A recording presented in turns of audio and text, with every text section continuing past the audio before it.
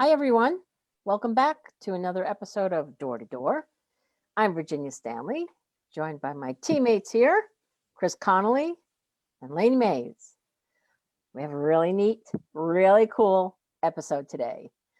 We are joined by authors Tim Fielder and Jonny Sun. We're going to talk to you about their new and forthcoming book. Jonny Sun, the author of Everyone's an Alien When You're an Alien Too, is back with Goodbye Again, a collection of really touching, poignant, funny, endearing essays, poems, illustrations. You'll hear more about that. And Tim Fielder, whose book Infinitum, an Afrofuturist tale about survival. It celebrates the presence of the Black man and the Black woman and genre storytelling from the beginning of time until the end of the universe. Thank you both for joining us today. Thank you. It's really exciting. So I'm going to turn this over first to Chris.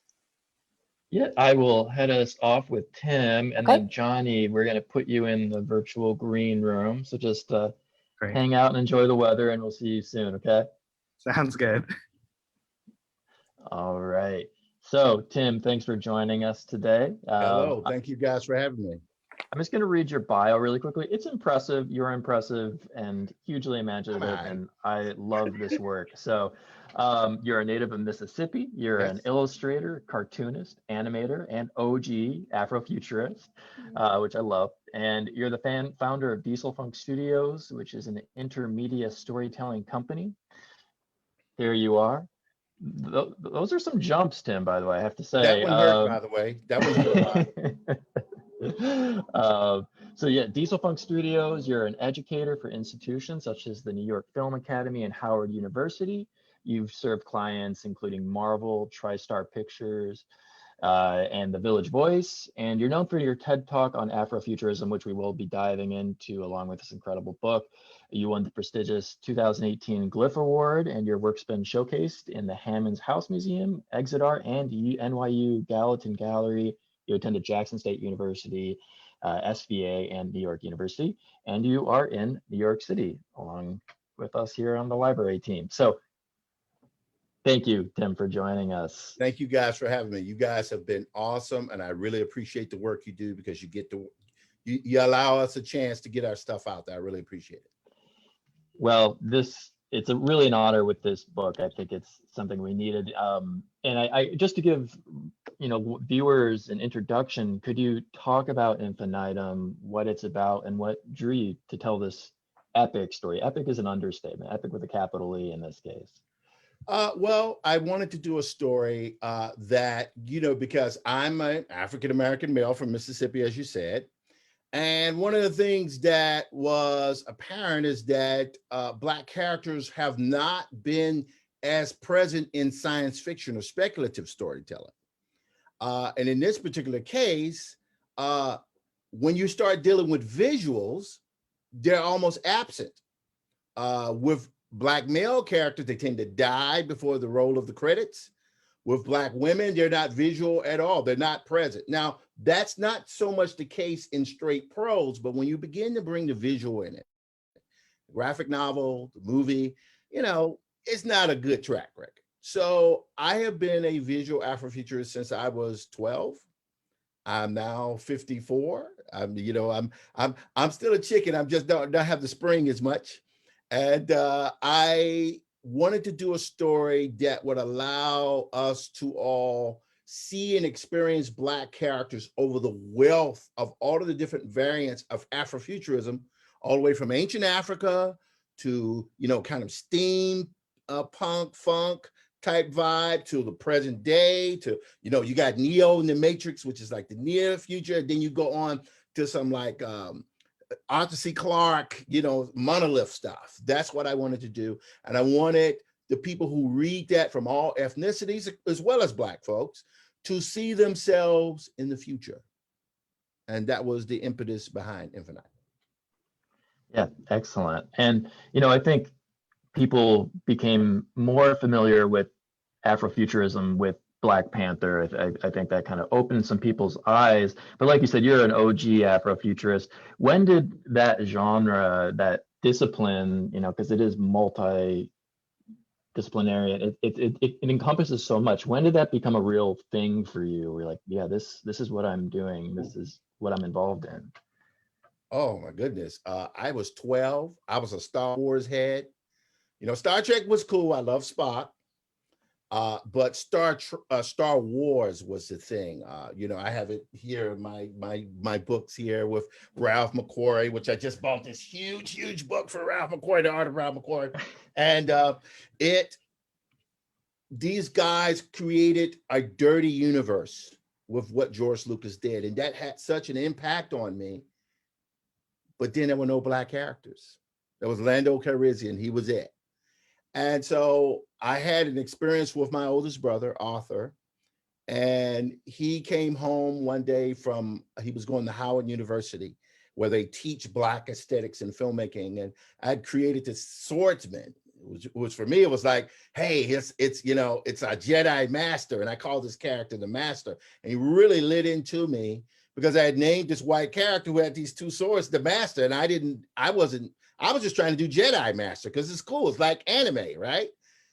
But then when he said it, my reaction to it was, instead of being the recalcitrant little brother, I actually went in the opposite direction and everything became Black, which would then go on to haunt me for the following 35 years. But I wanted to create Black characters in dense speculative systems dealing with African-based religions, science fiction, as well designed as anything Ron Cobb designed, the DeLorean and Back to the Future, or Ralph McQuarrie. I wanted to do it like that, but have the stories be like dense stories. That was the focus. And, despite whatever happened, professional and personal, always kept doing it. And here I am, no hair, but I'm still here. Yeah, excellent. You've been keeping busy. And it's pretty incredible. I would like if you could potentially just tell viewers a little bit more about the arc of Infinitum. What is the story without giving away too much, because it's audacious in its scope, in the best way. I think it's incredible. So could you talk a little bit more about it? Okay. I'm a heavy metal kid. In the 70s, the story Mobius, Inky Bilal, Richard Corbin had created this concept called Metal Hurlant. And then the American-based version was called Heavy Metal Magazine. And all of the artwork was fully rendered, fully painted. And with the exception of this gentleman by the name of Ed Davis, who was a Black cartoonist, he disappeared many years ago. I didn't see representations of myself in that. And, sometimes people of color, because, our past is often erased or cut short. I'm not able to live present. In the present, I have to live in the past, present, and future. So I have gone back to my first love, and I wanted to do Infinitum as this densely illustrated book with this epic storyline. The storyline is about a character by the name of Aja Oba, who was an African warlord in the best traditions of Charles Saunders, who just passed away, the African barbarian, and he does a very bad thing, and he takes a child from one of his lovers, along with his wife, and he is cursed with the gift of immortality. And as you can see here with the images, he is forced to live through all of these major turn of events, both historical and in the contemporary sense.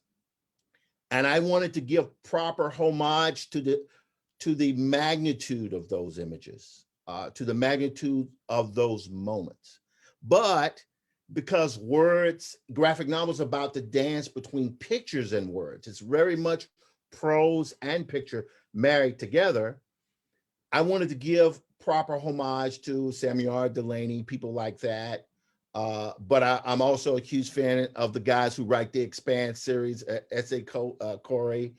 And I wanted to do that, something that also looks at pulp adventure. I love that type of stuff. You know, hey, I'm a cyberpunk guy, all right?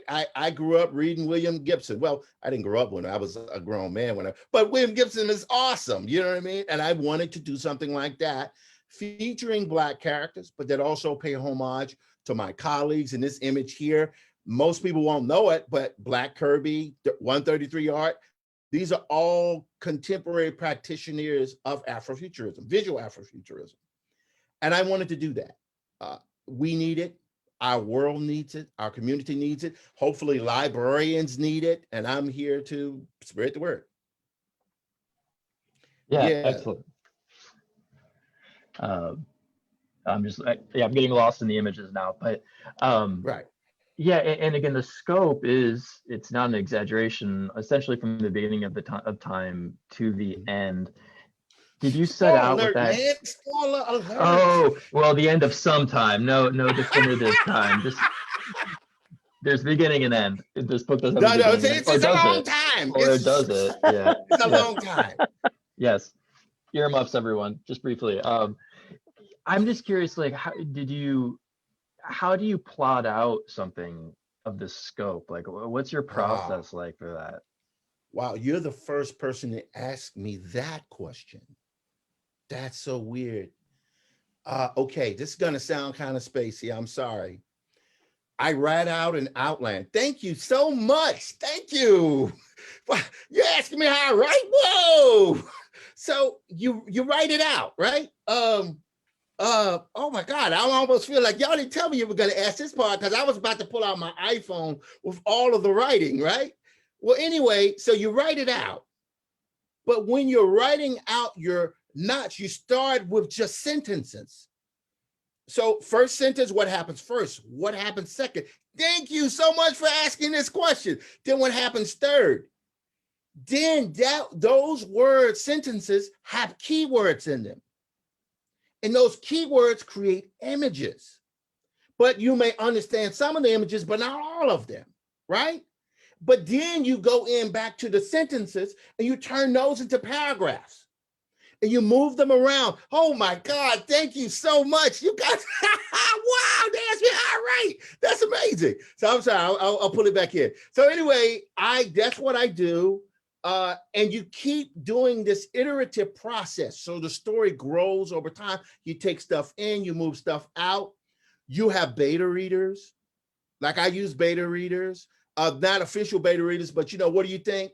Like there's a section in Infinitum where, my friend from London, Dorothy is in there. She said, Tim, why is it every time the main character's response to anything is violence? I'm like, well, he's a warlord. She said, yes, but he has to be able to commune amongst the trees. And I literally put that in there at two different parts of the story. And what it did was added a layer of complexity to the character. And so I listen to, I read other people's stuff. I grew up on a campus where the library was under construction and me and all the other kids could have died if the library would have crashed down on top of us. And that's been my life. And that's why we have that book there. And just as a side note, the frames with the tree are some of they're so stirring. I love them. Thank you. Thank you. Striking. And thank you, Dorothea, for giving me that idea. I appreciate it, dear. Dorothea, if you're out there, thank you. And with Afrofuturism, I was just reading up on it, and it's something that speculative fiction does, and it was kind of like a side-by-side. What does speculative fiction do? What does Afrofuturism do? And some of the questions that Afrofuturism can ask of the future in ways that just straight speculative fiction can't. So I'm curious, when you're diving hundreds or thousands or hundreds of thousands of years in the future, where do you see these issues go? Like, is that something you're conscious of? Are you looking to confront societal issues in your writing when you're looking into the future? And are you filled with hope, or is it, what's that like for you? All right, all right. I see y'all obviously had a meeting prior to meeting me. You're like, yeah, let's get them real good with these questions. We're gonna make them work. All right. So here we go. Y'all put me on the spot, so now I have to answer. So this is gonna sound weird. So UNESCO, which is a branch of the UN, had a meeting of like 30 Afrofuturist minds online, like a Zoom call. And I was one of the Afrofuturists that they asked. And the subject matter was, well, what is the future of Black America? Now, of course, if you're an Afrofuturist, you're not just focused on the United States, you're focused outside of it.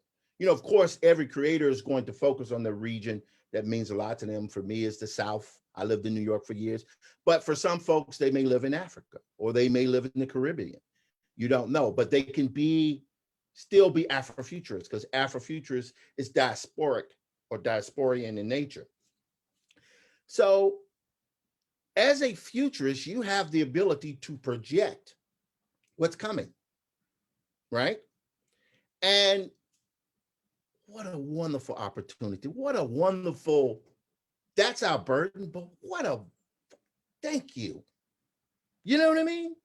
I actually have the ability, because I was an idiot and I kept drawing and I didn't put the pencil down when they told me to in grade school, to create visual projections of what kind of life that may come. There's a section in Infinitum where I've always imagined a green plain with city structures that are on these mega structures, but they don't disrupt the land, right? And so they're hydroponics. I'm sorry, this is a totally different subject, but they're hydroponics anyway. Don't worry, I'll have to do that in another story. But it's cool looking and it's green and it looks cool and it's science fiction. And there are Black people there. So that makes it Afrofuturism. So that was a weird way of answering a question, but yes, I can do things for the future. I just want to jump in for a sec, because I found the book so interesting, because of course the theme of war comes up again and again and again, and there is really some great lines in there. You say, at my core, I'm still a warlord experiencing the absurdity of political upheaval across a wide expanse of time, giving the voyeurs perspective. I thought that was just genius. I also thought it was very compelling when you're talking about us all wearing plastic body masks because of virus. It's like, bleh. Yeah, I mean, you've really gone Let's hope there. it doesn't come. I don't want to project everything accurately. Me neither. Some of it's beautiful and some of it's like, but it's. I'm sorry, Chris. I don't mean to step on you, but I just wanted to go back a little bit to some of those. I think the book is so beautiful and powerful, but I also think it's a great learning tool, because you're covering such great moments. Not great. You're covering moments in history where he has inserted himself into the slave trade. I also noticed on the ship the Clotilda. It's like, oh, you're really getting those messages in there. Oh, come on. You know what? So Infinitum it has a plethora. I noticed the spit came out, a plethora of Easter eggs in there. So yes, you picked that up. It's Very fabulous. good. You've won the door prize behind door number one. What is it? No, I there's really, I just think that there's a lot in here for everybody, but I think that it's a great history lesson, and it's a great way to tell it through the eyes of this man who, he's just experiencing it over and over again. So can I make a quick 30-second observation? Yes, go ahead. So, I wanted to do a book that was drenched in the Black experience. So the interesting thing about that sequence is the Clotilda, right? Which is the last documented slave ship. Yeah.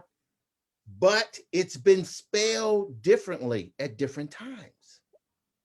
So I'm friends with Valerie Boyd, who is the foremost scholar of Zora Neale Hurston. Very good friends with her, known her for 35, about 40 years. Right. So it was so fascinating. I could call her and say, Val, how is it spelled? And you get that from the authority So there's a context that you can't read, that you don't know when you're reading it, but there's this under level that I'm actually have the privilege of interfacing with those folks who know. And that is so uplifting. And I think it's something that that some animators say what you want to do is you want to embed your animation with heart. Mm. And that's what I've tried to do in Infinitum. I want the detail. Sometimes you don't know what it is, but it's called implied detail. And by going to Val and to be able to acquire that little nugget that not too many people would know, she knows it. That's and cool. it really made the book better. Yeah, Sorry, that was over 30 seconds. That's okay. Yeah, okay. God, every time we talk about the book, you get so mad at us. Oh, I really? No, we don't want to give anything away. Oh, no, it's fine. It's good. fine. Keep going. I'm working. Go ahead. Let's just say one of my favorite parts is when he becomes John and then he finds. Right. All right. Okay, I'll throw it back to Chris and Lainey because I know we have questions. Plus, we have questions from our viewers. So, okay. Yeah. Well, I'm curious, do we want to maybe do you were going to read a little section, Tim. Would this be a good opportunity to do that? Yeah. Okay, I will share the screen here. Cool. And I don't even know what section I will read, but I will go to the PDF here. And you guys can see it, correct? Yes, sir. All right, good. I'm going to try to go to a full screen here. All right, can you still see the screen? Okay, Infinitum, Tim Fielder, that's me. For my boys now men, Jacob Fielder and Maximilius Fielder, you saved me. My boys definitely saved me. Okay, we'll go back here. Explosion. Mine's not moving. I don't know if. Yeah, sorry, Tim. I don't think the PDF's moving for us. Okay, no worries. Let's just do this. I do have the book open on my computer. Can you see it now? Yes, I see. Yes. Absolutely. Okay, so we'll just stretch it out bigger here. That's the interesting thing when you're dealing with words and pictures. Yep. So I'll go back here, explosion. Okay. And that explosion expands outward. The birth of the universe came and went. See the planetary figure silhouetted blanked. All the young earth could do was try to sustain life, as was its imperative. First to appear were microbic creatures swimming in fluid, the foundation and blood of life. Eventually, primitive land and air creatures flourished in the hotbed of biomass, sometimes benevolent, sometimes malevolent, most always carnivorous. Then suddenly silence, forged in the fires of an asteroid's mass impact and gravity. But life continued on. The earth lived to try and try again. Infinitum. In the time of the great African kingdoms, there lived a very powerful king. See the dogs, Aja Oba. Aja Oba was a warlord. He ruled his kingdom with an iron fist. His dog troops, known for their capacity to wage war by land or sea, held the unique characteristics of riding abnormally large canines in battle. The troops' ruthlessness across the African continent made him feared by all. Kush, Persia, Zoom, Songhai, Mesopotamia, Babylonia, Mutapa, Zimbabwe, and so on. Yet, Oba's military might was only half of the kingdom's strength. Queen Lewa's unsurpassed political instincts kept their subjects obedient in tribute to the throne and vigilant to the rule of law. That's as far as I'll go with that. Excellent. I think it's such a great teaser, and Thank we have you. the link to the books for those of you watching. The link is in the description. We'll also post it in the comments so you can purchase a copy if you don't have one already. And one big fan of yours, Tim, is our friend Katie Stover. She's with the Kansas City Public Library. She loves the book. Yes. She loves you. And she said, I loved the character of Obenrin Ajay, and I'm sorry if I'm mispronouncing that. She struck Yeah, me as that's the right. most Oberyn Ajay, powerful. yes. Excellent. Yeah, and she says, she struck me as the most powerful character in Infinitum. Could you talk about that character a little bit? Yes, I'll talk very briefly. And by the way, I'm going to say this, Virginia, I'll just announce it publicly. I am going to draw your library, so relax in Kansas. I'm going to take care of it. I just wanted to say it. I just wanted to say it. I'm You're drawing it. I'm working so on it. kind. Thank you. All right. Very kind of you. And so Obenrin is a character, you know, you have characters that are ethereal in nature. They're ethereal. They're not, they're there, but you don't see them, but you can tell that they're there all the time. So I wanted to do a character like that, but also, you know, guys, you know, we have problems. I'm talking about men. We have issues. I think you guys, you ladies can say that. And sometimes we can make mistakes that are so bad, but we do it to the wrong woman. And we are forced to try to live in a cycle of redemption to correct our errors. That is the fate and sometimes the weight of man on this planet, as we have to look inside and deal with our sexist behavior, our misogynist behavior. And I wanted to give my character a lesson, if you will. And Obenrin was going to teach him that lesson. Hmm. That's my answer.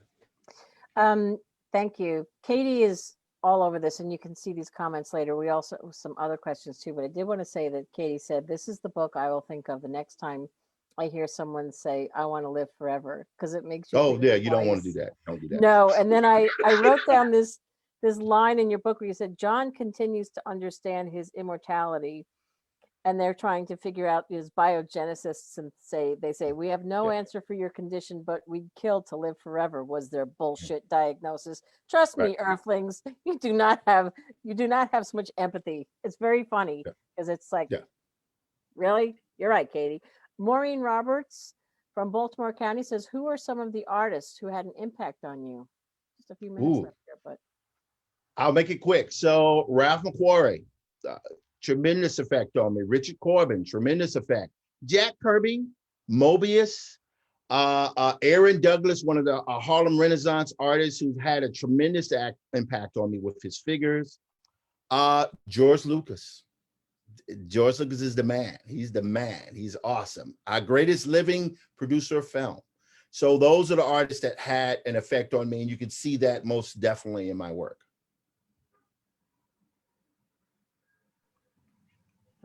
I think, thank you. That's great. There are many more comments here. People could just listen to you read all day long, says Jennifer Winberry. Chris Laney, anything else? We could talk to you all day long, but we've got to bring Jonny Sun out. But you're going to stick around, right, Tim? Yes. Can I have 15 seconds? Of course. All right. Libraries. I just don't give books. I do what I'm doing for these guys for you. I can draw for you. I can talk because you guys maybe a little bit too much. So you have to pull me back, right? But that's okay. Better to have someone to pull back than not, you don't want to push. So I know what libraries do for all books. I grew up on a junior college campus. So I understand the effect they have on the communities and the kids and the adults in the community. And I'm here to bring value to the libraries. That's all I wanted to say. Use me. Yes, please use him. No, that's very generous of you to want to share your time and to do some virtual visits to libraries and librarians. You all know how to get in touch with us, with Chris, with Lainey, with me. So let us know. It's the job. It's the job. Yeah, and you're just wonderful. So you're so much fun, and you learn a lot. I mean, and it's just that your enthusiasm and it's so infectious, and it's just I just think it's really powerful stuff here. Thank you. Chris, Lainey, last words before we move on to Jonny. Just thank you, Tim. Yeah, it's been enlightening, and it's again such an epic, one of a kind book. So it's going to be treasured for a long time to come. So yeah, thank you, Tim. Thank you Been guys great. so much. You guys are awesome. Well, we'll bring you back at the end of the episode, but for now, we'll put you in the virtual green room, Tim, and we'll see you. All right. Thanks, Tim. Thanks, Tim. Oh my God, he's so great. He's the best. Yeah, All right. Well, that's great, Chris. all right. So let's Right. bring on Jonny Sun. Jonny Sun.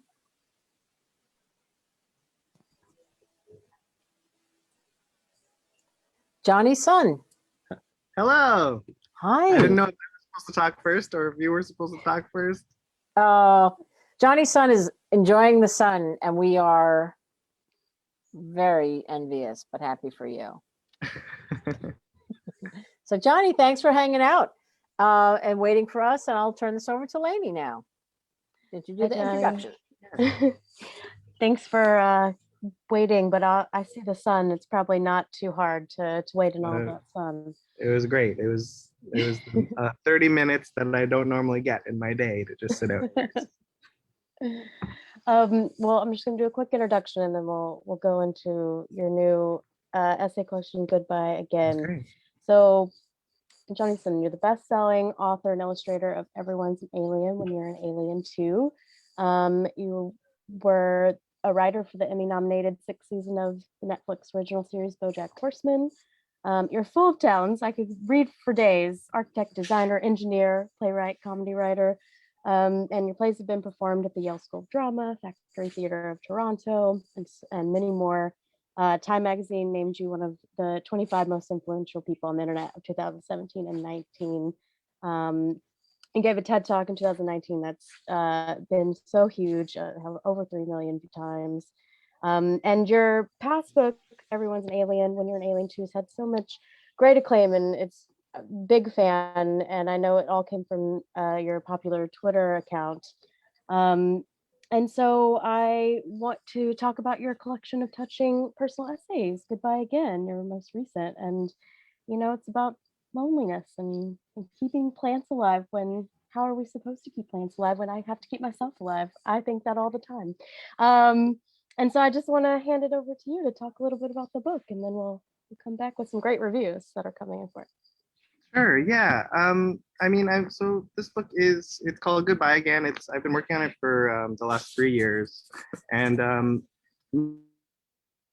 this thing that I've kept returning to. I think over the last 3 years there have been a lot of big changes in my life, and working on this book sort of became a way to like log, kind of like to have some sort of stable emotional place to kind of process all of it. A lot of it has to do with moving and saying goodbye to homes that I was once part of, and trying to find new communities and new homes and new places that I've landed, and really about like memory and almost like the mourning that you have to go through when you leave a place. And I think that's very poignant now. I finished writing the text before the pandemic, but in editing it during the COVID pandemic and everything, it's sort of taken a new context for me, because now like all the places and all the memories that I write about and all the like the ways I'm trying to emotionally process loneliness and sadness take on a new light, because all of these things now are sort of memories and things that I've had to say goodbye to, and I've had to sort of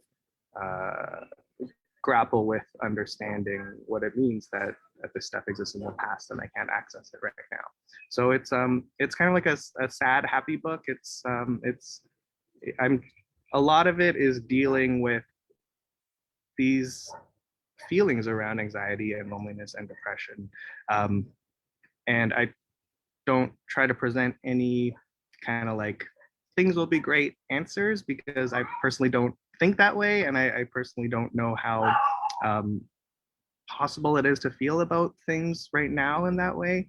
But I would hope that this book is about sort of me trying to process how to feel about these things, and that I would hope that it might help other people process those things as well. Yeah, it's very reflective. You know, you have to setback. I can't imagine finishing writing it and then having to maybe edit it in a time where everybody's kind of looking for home and what feels safe to them. So what was Yeah. that like editing after maybe, everyone's looking for that solemn place, that safe place? Yeah. Well, I mean, what was really nice about kind of the process of writing this was that I was really just trying to document like really small things, really sort of like ordinary things about life that I wanted to pay attention to. And I think one of the kind of joys for me in doing that is just to celebrate, like in the process of writing, it was to celebrate the everyday. It was to celebrate like the joy of like going to restaurants with my parents and the joy of these small corners of the library and these joys of like these and like the plants that I would see on my walk to school, and just like all these really normal things that I tended to overlook. I used this book to really try to hone in on and magnify, and I think that kind of took on this sort of new meaning and this sort of more like resonant depth because of what I was talking about before, that like now all these like normal things that we used to take for granted, or that I used to take for granted, that I was trying to honor, it almost feels like this book has become like a memorial space for those normal things, because now like I don't have access to going to restaurants with my parents, and I don't have like the walk to a place anymore where I pass by like these familiar small things. And I don't have the corners of the library anymore. And so it's just been, it's been a way to, for me, it's been a way to sort of, throughout the pandemic, a way to really put a lot of kind of memory and I guess just like reflection in all these really small things that now I see as very special, and very worth kind of holding up to the light and saying like this is a special thing. This is not just something that is normal that we should overlook. Right. Yeah, and I think I'm so impressed by the honesty. I feel like a lot of the things felt very philosophical and things I would maybe, I don't want to say like afraid to think or say, but we've all thought them.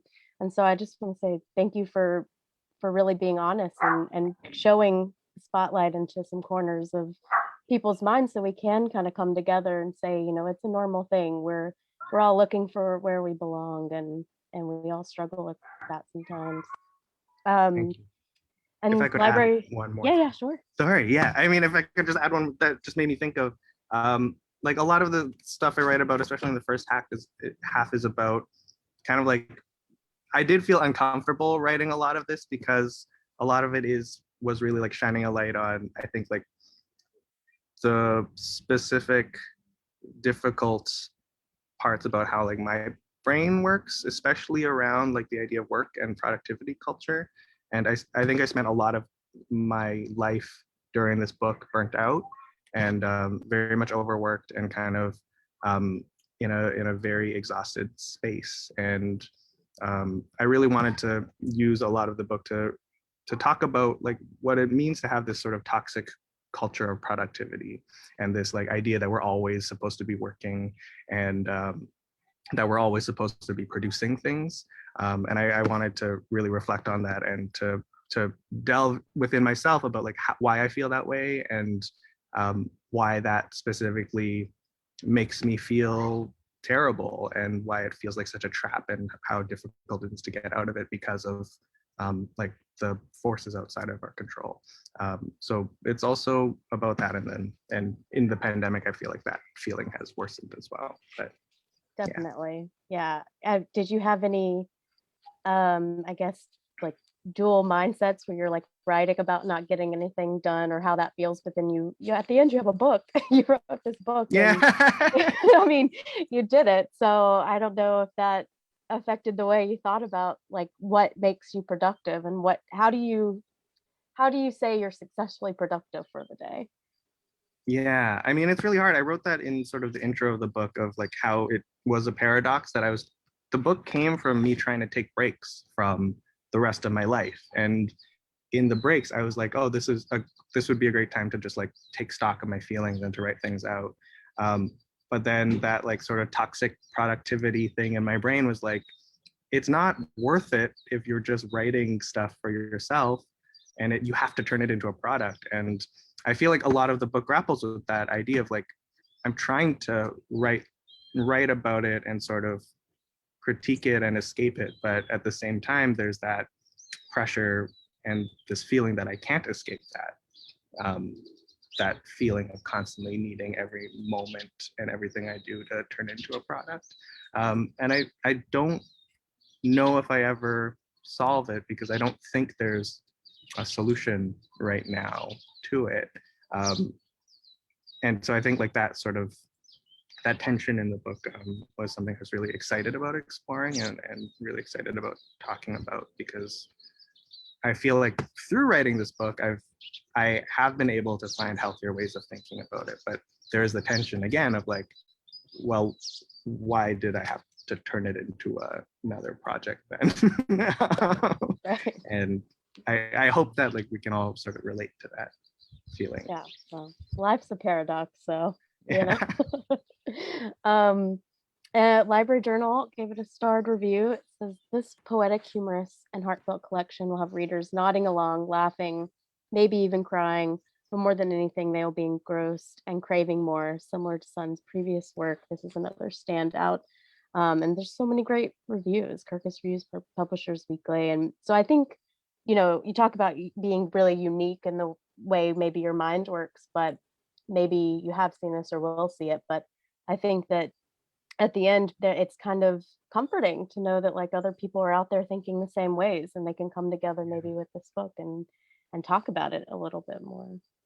Totally. Yeah. I don't feel like I'm trying to say like, look at this like the special way I think. I feel like I'm trying to really mine like the specificity of these feelings. And I think in all of the work that I do and kind of what excites me about writing and about like creating is the fact that like the more specific I can get with, I think, my own emotions and my own feelings and like the mechanisms of that, the more it sort of speaks to other people. And the greatest joy is to feel is when someone kind of says like, oh, I didn't know how to put words to this feeling, or like, I didn't know that I sort of felt this specific way.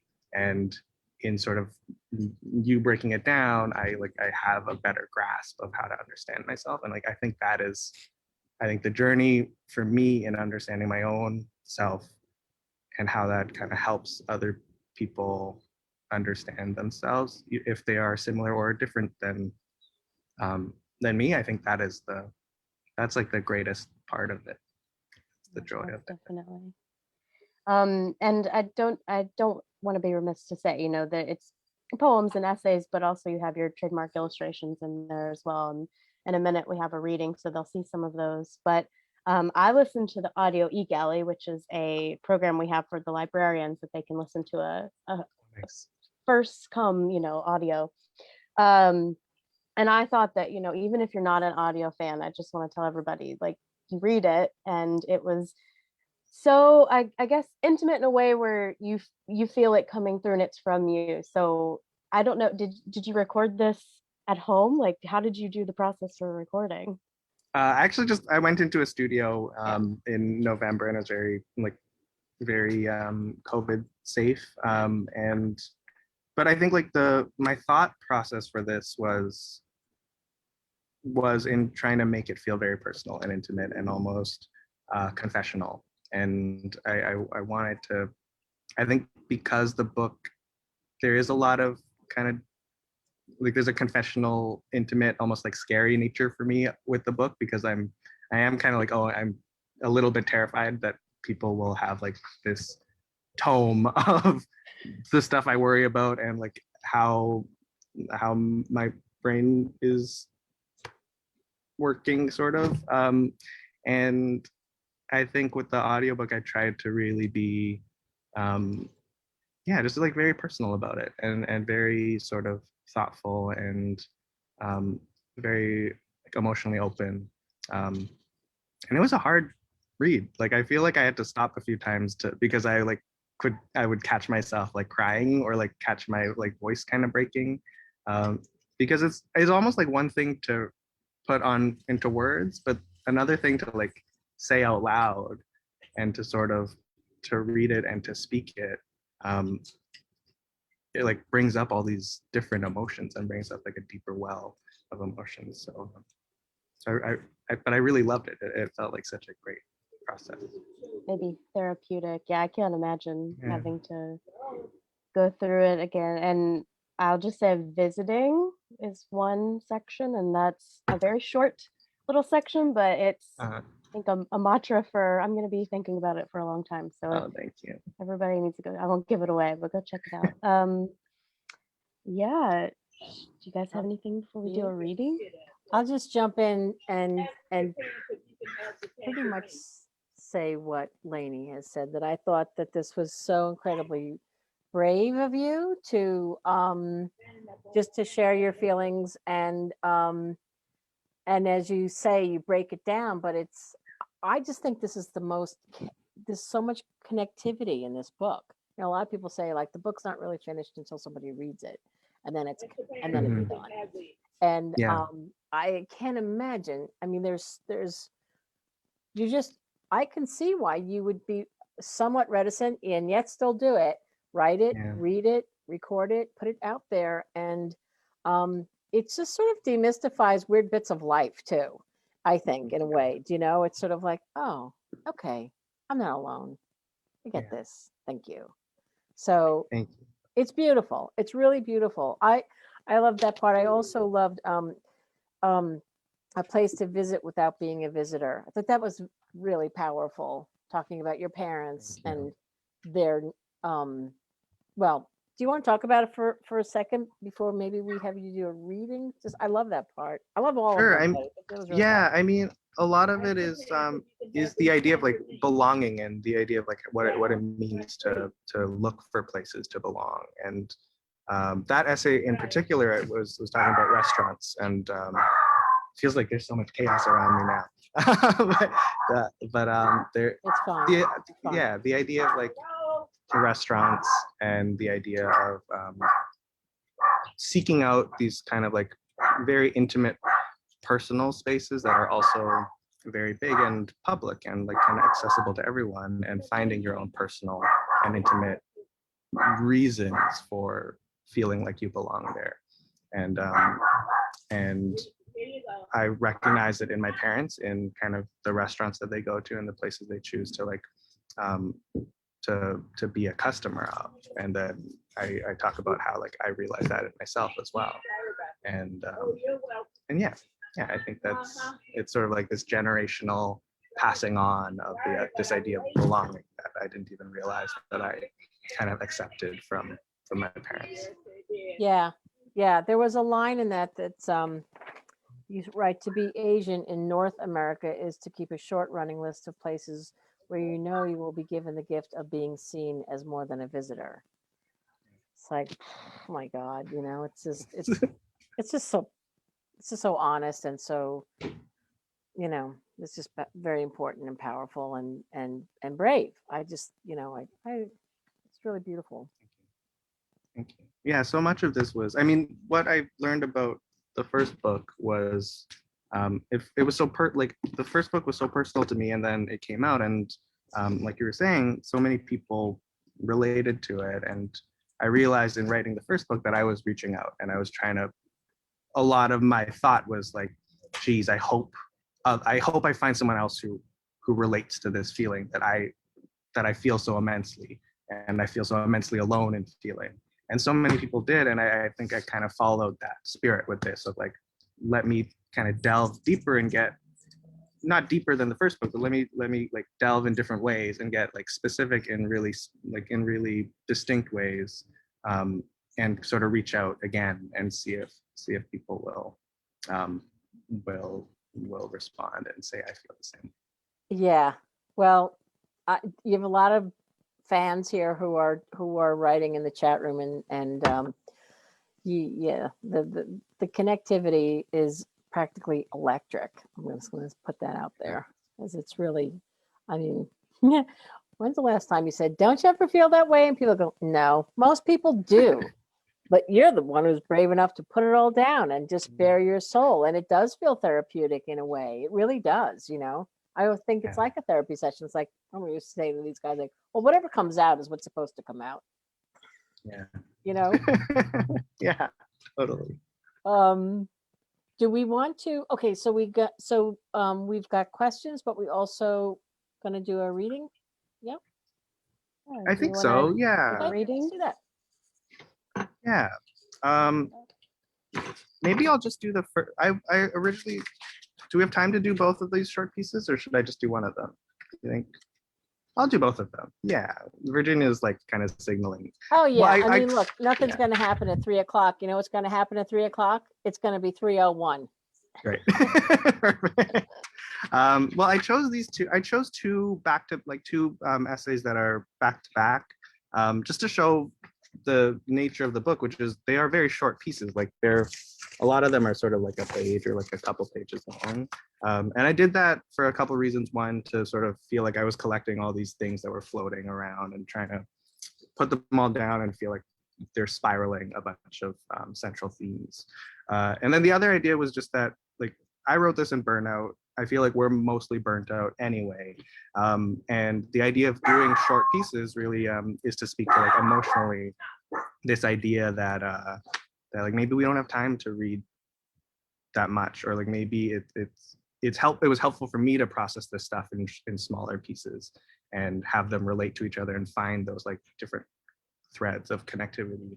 And I very much wanted that kind of feeling of like exploration to come across in the reader as well. So yeah, so I'll stop stalling and read this. But I also wanted to show these two images, and this is obviously on the screen, the front cover, but this is the back cover, which I'm really excited about, just in terms of like me being an artist and an architect. I care very much about kind of the book being a physical object and being like this beautiful thing that you can hold.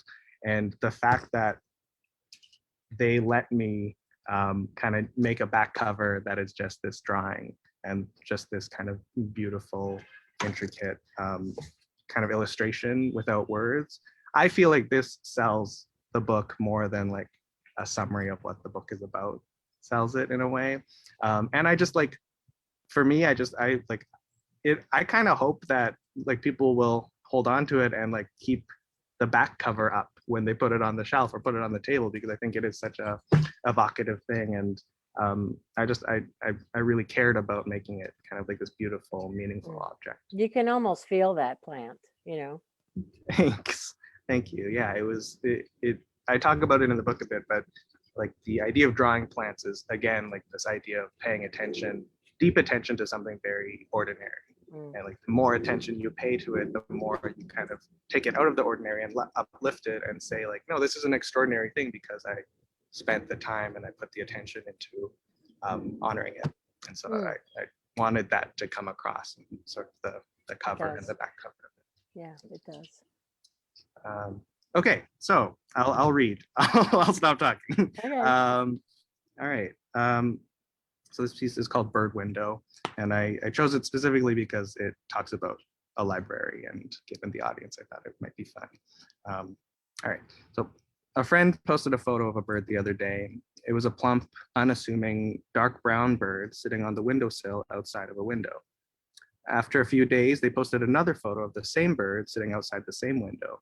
Then a few more days after that, another photo of the same bird at the same window, only this time my friend had noted that the bird was facing a different direction than in the previous photos. Who is that? I eventually had to ask. And they told me it was their new friend. This bird has been sitting outside the same window of the library for the last 3 weeks. Because of the bird, this corner of the library where the window is, where the bird sits on the other side of, has become their favorite place to read. Every time they're there, the bird is there too. Maybe it wants to read too, I say, but it isn't allowed inside. You should hold the book up to the window and see if it stays or if it flies away, I joke after they don't respond. And really what I find myself wondering is if it will still be my friend's favorite place to read once the bird stops coming. And then that is followed by this essay called Visiting Sadness. Visiting Sadness. I'm always sad when I think about happiness leaving, but I have started to understand that sadnesses can leave too. I've been trying lately to welcome sadness like a bird that's come to perch on a branch nearby for a moment. I try to just sit quietly and observe its details, to try to understand what is unique and special and different about this bird, to try to take note of what features I can use to identify it before it flies away.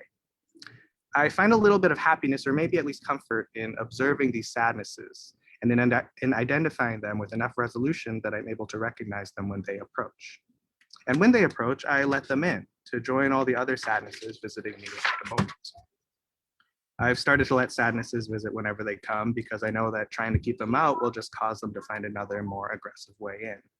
And when they visit, I try to sit with them and understand the different nuances between these visitors, take stock of them and note how each of them makes me feel. It helps me realize that they're not all the same, that sadness is not just one consistent gray, same feeling blob, but that there are different kinds of sadnesses, some more common, some more rare. And when they visit, I've started to find some form of small excitement in the fact that these are the only chances I get to feel them and to observe their details firsthand. It becomes a form of bird watching in a way. And when I take the time to observe how I feel when each of them is around, I can identify when I don't feel those ways any longer. That means they have gone, at least for a moment. And after doing this for long enough, I have submitted to the fact, or the feeling perhaps, that each of these specific sadnesses is going to return, likely again and again over the course of my entire life. But for each sadness to return, it first has to leave. That's it. Wow. Yay. Beautiful. Yeah. Oh yeah, and then these slides. Why don't we just jump into these? These are just some drawings from the book that I did not read, but these are just little illustrations throughout. And I have a series of essays in the book about my house plants and about kind of like the specific care it takes to kind of keep each of them alive, or to see each of them slowly die, and the feeling of not being able to take care of them. And I just wanted to show them because I'm really proud of them. My architecture brain kind of made me want to document these in really kind of detailed and also like almost technical ways. And so to me, it's also like a memory of sort of all these houseplants that I've had over the last 3 years. And it was kind of a way just to put them, to make them kind of memorialized. And I just think they're really nice. So The essays on the plants were beautiful. I think breaking down something that's so, it is kind of fickle, you know, like you have to do so much to make them survive or thrive or grow, but really they're pretty resilient, you know. The essays were just beautiful, and I love the plants. So I'm glad that you have some photos or some images. thank you. Thank you. Yeah, I feel like I learned a lot about growth and about kind of like inevitability through writing about these plants and just having them around. I think any plant person kind of relates to that. So. And resilience. Yeah, absolutely. Yeah. Yeah. Sometimes you think they're not gonna stick around, and they're just like, no, I'm still here. Like whatever you do is not of my concern. I'm still gonna choose to grow, and they do, and it's kind of beautiful and wonderful. It's crazy, isn't it? I mean, when you think, Yeah. oh, this thing's a goner, and then Yeah. next thing you know, look at my plants. Oh, that's so great. Yeah. Actually, I brought one of my bigger ones outside as a Oh, well, that's beautiful. gift. Thanks. Yours are beautiful too. This is so thank you. fun. We mentioned pets yesterday. I was like, no, bring your plants. Everybody bring your plants. Oh, we should get to questions. Yeah.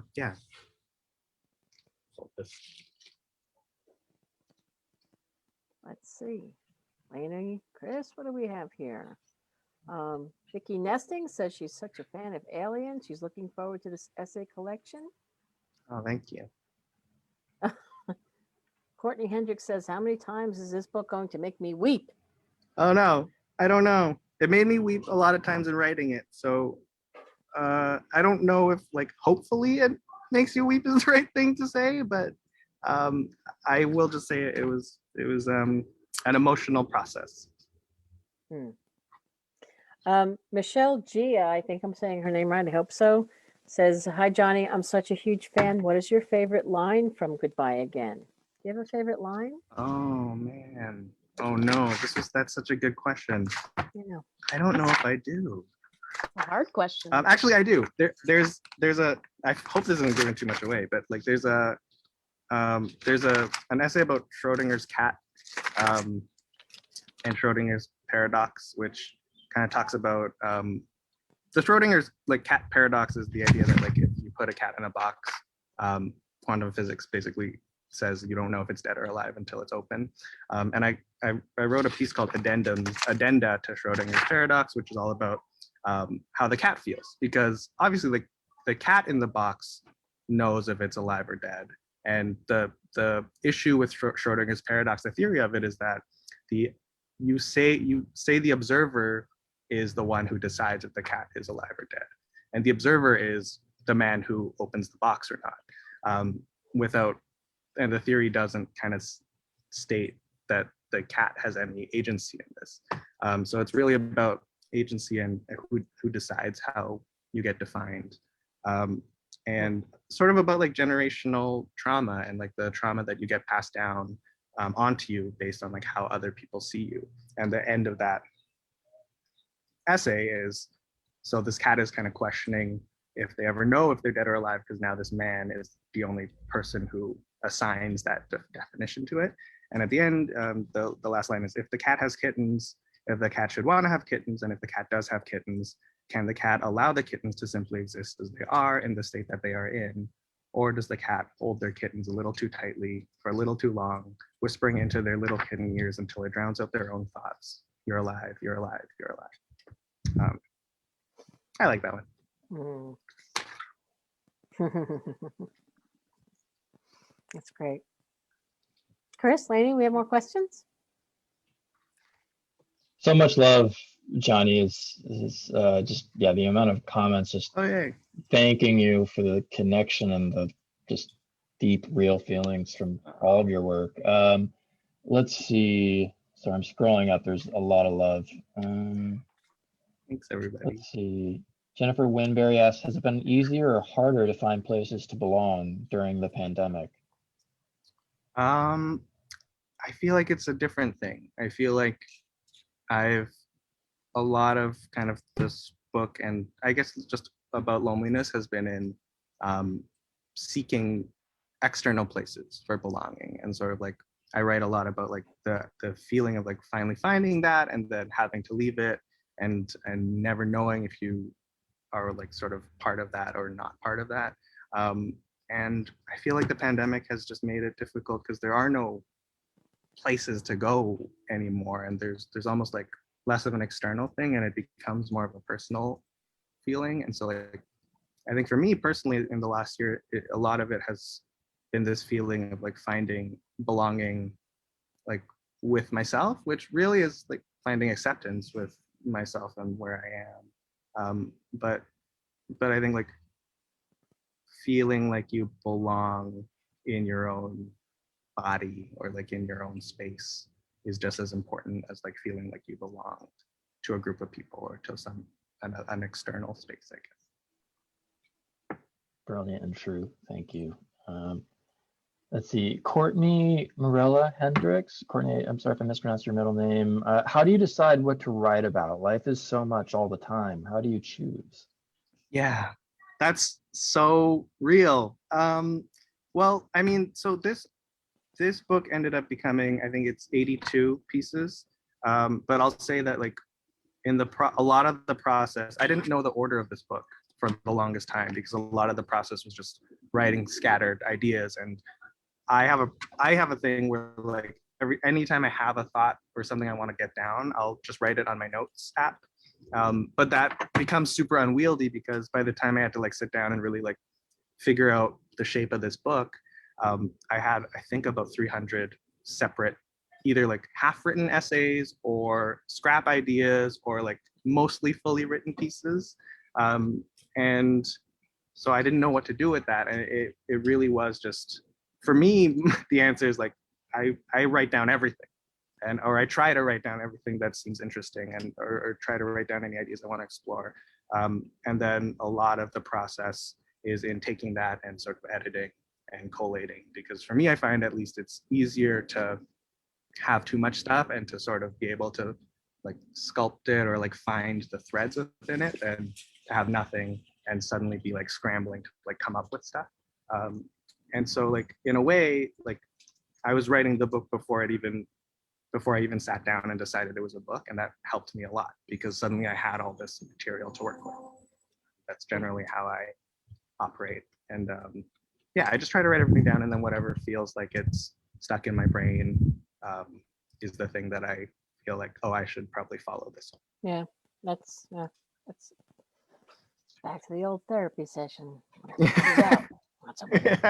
Exactly. Now, there's a question here, which is a terrific question, and I'm going to apologize in advance because I'm afraid I'm going to mispronounce this person's name, but I'll give it my best shot. Rahadion Timoteo Sastrowardoyo. I hope I didn't really do such a terrible job on that. I apologize. Good afternoon, Jonny. The answer may be in the book, which I've just added to my wish list. But if you could give a younger self any advice, what would you tell him?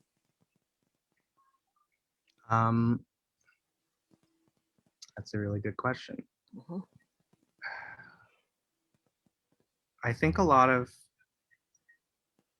don't know what advice I have to give. Like, I feel like I'm still in a place where I don't know anything. And I feel like there's no advice, but I think the thing that I'd love to do is sort of like go back and just be like you're doing okay. Just like a little bit of like assurance. And I think for me, I think I worry and I get like trapped in my anxiety so much that like advice sometimes is more stressful. But I think for me, just like hearing assurance would be nice, and just like having someone. And I think like the loneliness I deal with means that like I'm often like struggling to know if I'm doing the right thing, or if I'm going the right way, or like if anything I'm doing means anything at all, or any of that. And so like if I could go back in time, I would just say to my younger self, like, I think you're doing fine. And like I'm just one person, and I'm just like the future you, but I just want you to worry a bit less. And yeah, and I do write a lot about that. There are a couple essays about like past selves and future selves, and what it means to sort of to understand like logically that I am the like evolution of a past self, but also feel like that is a totally different person than who I am. And I think there's like a loneliness to that of like, even in like thinking about this first book, when I look at this book now, I don't understand that I wrote it. Like, I don't feel like I wrote it. I feel like somebody else wrote it that I no longer have access to. And that's a very kind of sad thing. But it's I think that like sort of like even like, yeah, the finding belonging with yourself and like connecting to yourself is a tough thing. I was watching this interview the other day of Willie Nelson, and the question was, do you have any regrets? And he said, no, because if he'd had any regrets, and I'm obviously paraphrasing, but he wouldn't be where he is now. Or if he could, maybe the question was if he could change anything. And he said, no, because if I changed anything, I wouldn't be where I am now. And I thought, he's obviously had this very full and sort of complicated life and ups and downs like many people, but he wouldn't change any of it because he wouldn't be where he is now, and he's happy where he is. So I think, you know, I don't think the question is what would you change. It's not. They're asking what would your advice be, and I think that that's great advice.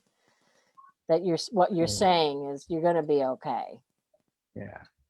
Or you are okay, actually. Thanks. Yeah, I think so. Yeah. There's also a lot of strength in what you said before, which is I just don't know. I don't know what that advice would be. And I think strength in that as well, to say it's okay to not know. Yeah, I definitely feel that way a lot. I love it when people say they don't know or they're not sure, because I feel like so much of the time I'm the only person going around in the world being like, how does everyone know like what to do? Like, how am I the only person who doesn't know? Yeah, and so it's nice to hear that. They either don't know or they have too much confidence to say that they don't know. They're making it up, Johnny. Right. Oh wow, this has been wonderful. I think we've gotten to most of the comments and questions, and if not, we can always go back. But as Chris says, there's just so much love, and oh, thank you. I perfect pronunciation. That's a miracle. Oh, amazing. Yeah. Thank you for saying that. But this has been great. I wish we could go on for another half hour and just talk some more. But thank you so much for this. Thank you for having me. It's an honor. It's a real honor to meet you and talk to you, and so it's been a great hour, and we've got Tim to bring back. So I think that we should, because it's 3:13. So we probably should. Yeah. Right, guys? Are we good? Yeah, we're good. Hey, Tim. Hi, Tim. Hey. When you guys are ready. What? You ready? For what? Uh-oh. Oh, okay. I guess is that the cue? Virginia, I don't know what you're going to do, but sure, why not?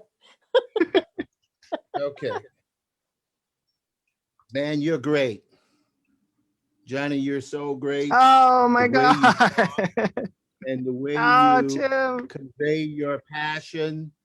Oh my it was God. a pleasure to draw you in, because it's like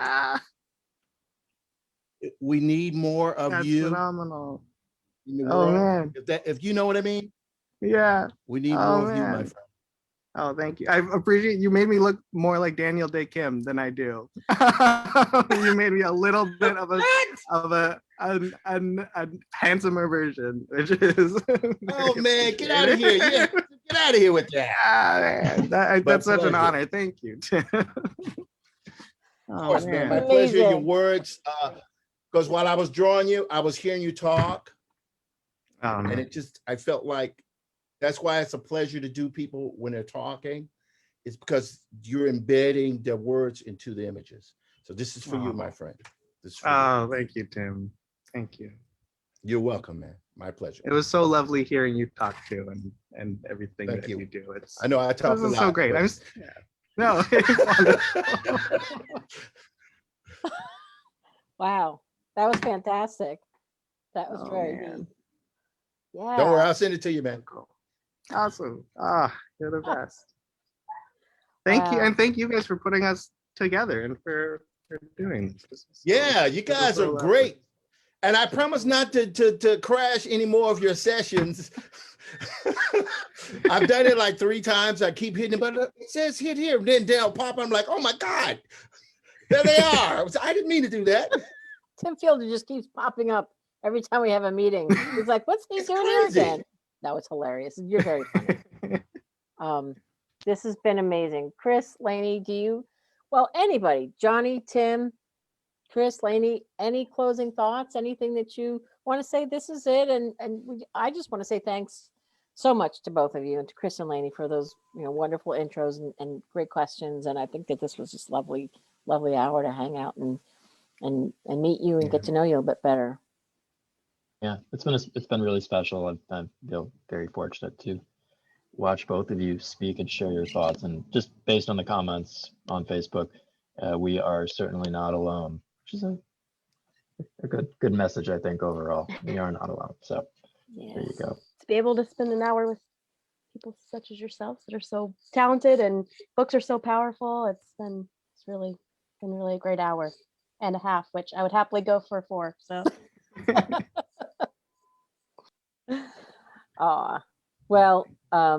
Jonny, Tim, we'll let you guys have the last word, and pub date for Jonny's book. What's our on sale? April 20th. April 20th. And Infinitum is out now. And librarians, if you're interested in having these wonderful authors come and talk to your patrons virtually for now, just let us know. Write to the Library Love Fest department, and we'll do our best to make that happen. But Jonny, Tim, closing words are yours. Jonny, you first. Just thank you for having me. It's a pleasure. It's a real pleasure to talk, and Tim, it was so great to hear you talk, and thank you for the drawing. I'm blown away. Yeah, it's nice to kind of connect with you all, and just it what a loving hour this was. It was just so lovely. So thank you. That's very sweet of you to say that. You guys have been extraordinarily patient with me. I do understand what you're doing, Chris, Virginia, Laney. I do understand that. And I thank you for that, because you don't have to do it. That's the key. You don't have to do it. And I thank you for that. And Jonny, it was a pleasure capturing your illustrations and watching your beautiful voice say what you say. And it's a privilege for me to even be able to capture you when you do that, because not everybody gets that. And librarians, help me help you. Help me help you. That's it. That's all I got to say. Well, on that happy note, we love you both. Thank you so much. This was stellar, just a lovely conversation. So librarians, thank you so much for joining us today. And Chris, Laney, and I, and Jonny and Tim, we thank you, and we'll see you again soon. Take care.